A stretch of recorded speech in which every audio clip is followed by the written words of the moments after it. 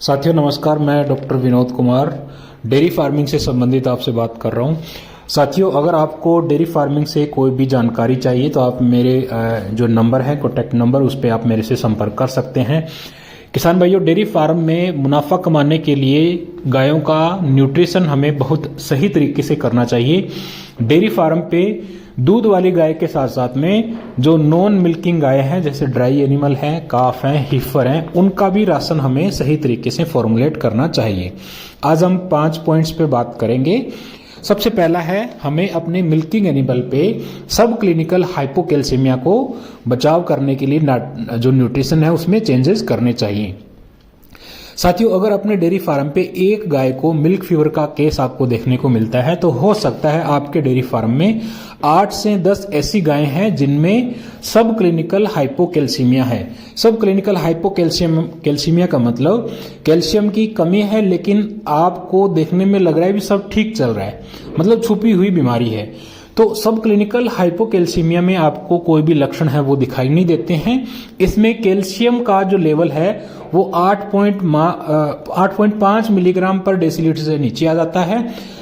Calcium की कमी अगर है तो उसको हम बोलते हैं गेटवे ऑफ डिजीजेस। कैल्शियम की कमी से बहुत सारी दूसरी समस्याओं के चांसेस बढ़ जाते हैं, जैसे कि मेस्टाइटिस की समस्या, फिर मेस्टाइटिस की समस्या, एबोमेजम डिस्प्लेसमेंट की समस्या, फैटी लीवर और कीटोसिस की समस्या आपको डेयरी फार्म में जो फ्रेश एनिमल है उनमें ज्यादा देखने को मिलती है। अगर सब क्लिनिकल हाइपोकैल्सीमिया आपके डेयरी फार्म पे है तो गाय राशन कम उठाएगी। राशन कम उठाएगी तो न्यूट्रिएंट्स दूध के उत्पादन के लिए कम रहेंगे, तो दूध का उत्पादन कम हो जाएगा। गाय सही टाइम पे जो बच्चेदानी है वो हेल्दी नहीं हो पाएगी, तो गाय को दोबारा से ब्रीडिंग करवाने में प्रॉब्लम आपको आएगी, और हो सकता है सीवियर केसेस में आपको ऐसी गायें अपने डेयरी फार्म से निकालनी भी पड़े। तो सब क्लिनिकल हाइपोकैल्सीमिया के केसेस को आपको बचाने के लिए अपने डेयरी फार्म को जो उनका ब्लड है उसको स्क्रीन करना चाहिए, और जब वो एनिमल ड्राई फेज में है तो प्रॉपर आपको अच्छी डाइट उनको देनी चाहिए। उसके बाद में साथियों, जो अपना न्यूट्रिशन है, उस काव्स का जो न्यूट्रिशन है उस पर हम बात करेंगे। काव्स को 3 महीने तक अच्छा राशन देना बहुत जरूरी है। इसमें आपको सबसे जरूरी चीज है कि पहले घंटे में जो पहला दूध है 2 घंटे के अंदर अंदर 3 किलो कम से कम और 4 किलो अच्छा है कोलेस्ट्रॉल अपने काव्स को जरूर देना चाहिए। उसके बाद में साथियों, दूध कितना देना है काव्स को, एक बड़ा ही कॉमन सा क्वेश्चन है। दूध आपको मिनिमम कितना देना है? काफ के बॉडी वेट का 10%, 40 किलो के काफ के लिए 4 किलो, ये है मिनिमम। आप अगर कितना देंगे कि आपको डेयरी फार्म में भविष्य में अच्छा दूध हो, आपके डेयरी फार्म पे पैदा हो, तो इसके लिए आपको 15% बॉडी वेट का जो दूध का है वो जरूर देना चाहिए। अगर 40 किलो का काफ है तो उसको आप 6 लीटर दूध देंगे सुबह और शाम को, तो वो काफ पहले, दूसरे, तीसरे ब्यात में 1000 से 1200 लीटर दूध ज्यादा बनाएगा। तो 15% बॉडी वेट का अगर तो आप दूध दे रहे हैं काफ को, तो वो ज्यादा बेहतर है। आपके डेयरी फार्म पे जो पशु हैं भविष्य में जाके अच्छा दूध का उत्पादन करेंगे। उसके बाद में काफ को आप ग्रुप में मूव करें। उनको वीनिंग के दौरान कोई भी स्ट्रेस नहीं होना चाहिए। उनको आप राशन है उसको बार बार आप चेंज नहीं करें। दूसरे जो स्ट्रेस है उनसे भी काफ को अपने को बचाना जरूरी है।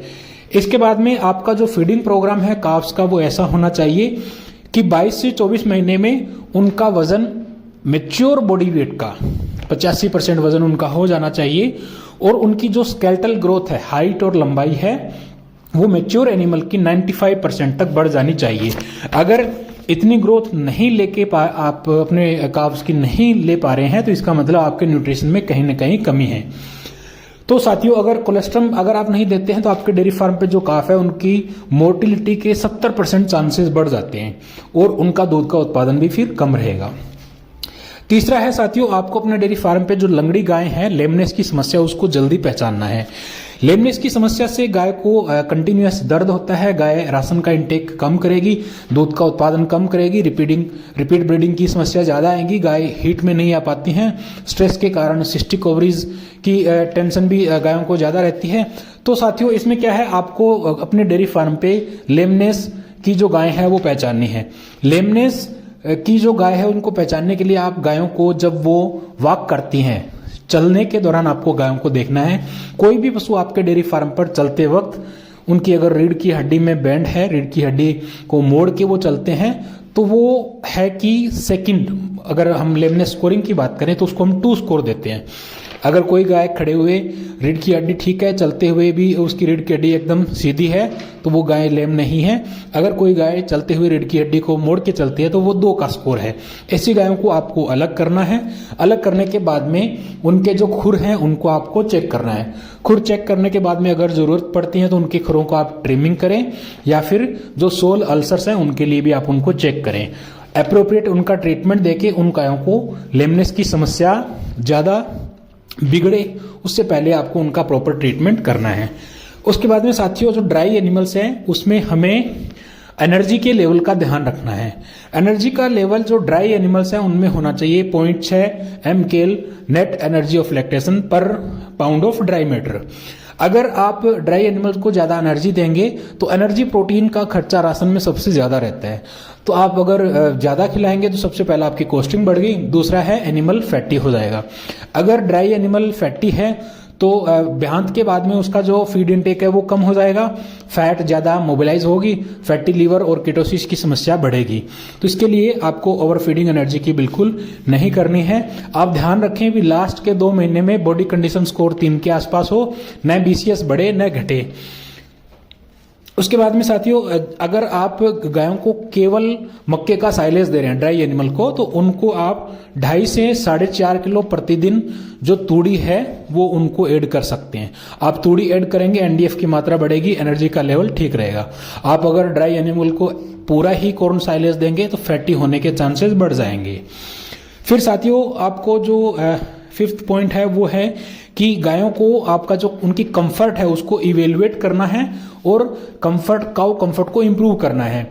तो गर्मी के मौसम में या सर्दी के मौसम में जो टेम्परेचर में एक्सट्रीम है उनको उनसे बचाना है। अभी सर्दी का मौसम चल रहा है, आप गायों को जो विंटर स्ट्रेस है उससे बचा के रखें। एनर्जी का लेवल अगर राशन में ठीक है तो विंटर में एनर्जी की रिक्वायरमेंट ज़्यादा रहती है, तो दूध का उत्पादन भी कई बार कम हो जाता है और SNF के इश्यूज भी आते हैं। तो उसके बाद में काउ कंफर्ट को इम्प्रूव करने के लिए जो फ्री स्टॉल्स हैं उनका भी आप मेजरमेंट प्रॉपर होना चाहिए।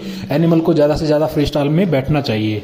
उसके बाद में स्टॉकिंग डेंसिटी, मतलब गायों को ज़्यादा भीड़ में नहीं रखना है। 10 गायों की जगह है, आप 10 गायों को ही वहाँ पे रखें। 10 की जगह आप 15 को रखेंगे तो राशन इनटेक, दूध का उत्पादन कम हो जाएगा, लेमनेस की समस्या बढ़ेगी। उसके बाद में साथियों, गायों के लिए आपको जो लाइट है उसकी व्यवस्था भी करनी है। मिल्किंग एनिमल के लिए कम से कम 16 घंटे की लाइट और 8 घंटे का उनको जो डार्कनेस है वो होनी चाहिए, और हीफर्स के लिए भी आपको यही प्रोसीजर फॉलो करना है।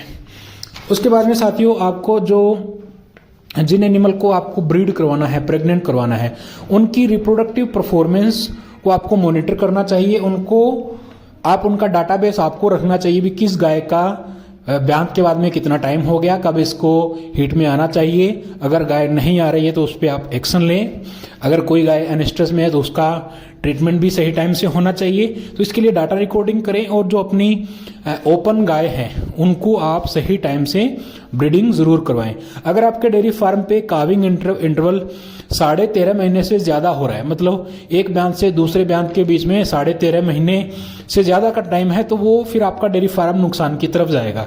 तो आपको काविंग इंटरवल 13.5 महीने से नीचे रखेंगे तो आपको डेयरी फार्म में प्रॉफिट आपका ज़्यादा रहेगा। तो इसके लिए साथियों, nutrition management, breeding management, cow comfort पे आप फोकस करें और अपने डेयरी फार्म की जो प्रॉफिटेबिलिटी है, मुनाफा है, उसको आप बढ़ाएं और बीमारियों से भी आप गायों को बचा के रखें। साथियों, डेयरी फार्मिंग से रिलेटेड जो भी इंफॉर्मेशन है, जैसे काउ सिग्नल्स की हम बात करें, न्यूट्रिशन मैनेजमेंट की बात करें, काउ कंफर्ट की, डिजीज़ मैनेजमेंट, रिप्रोडक्टिव मैनेजमेंट से जुड़ी हुई जितनी भी अगर आपको कोई समस्या आती है तो आप मेरे को संपर्क कर सकते हैं। मैं अवेलेबल हूँ अपने डेयरी फार्मर्स की जो भी क्वेरीज हैं, क्वेश्चंस हैं, उनको डिस्कस करने के लिए, और आपकी जो प्रॉब्लम्स है उसमें अप्रोप्रिएट आपको जो सजेशन है उनको देने के लिए। साथियों, मैं उम्मीद करता हूँ इस चैनल पे जो मैं आपको डेयरी फार्मिंग से संबंधित जानकारी दे रहा हूँ वो आपको अच्छी लगती होंगी। आप चैनल को सब्सक्राइब, लाइक, शेयर करें, और मेरा जो नंबर है उस पर आप कॉल भी कर सकते हैं। Thank you.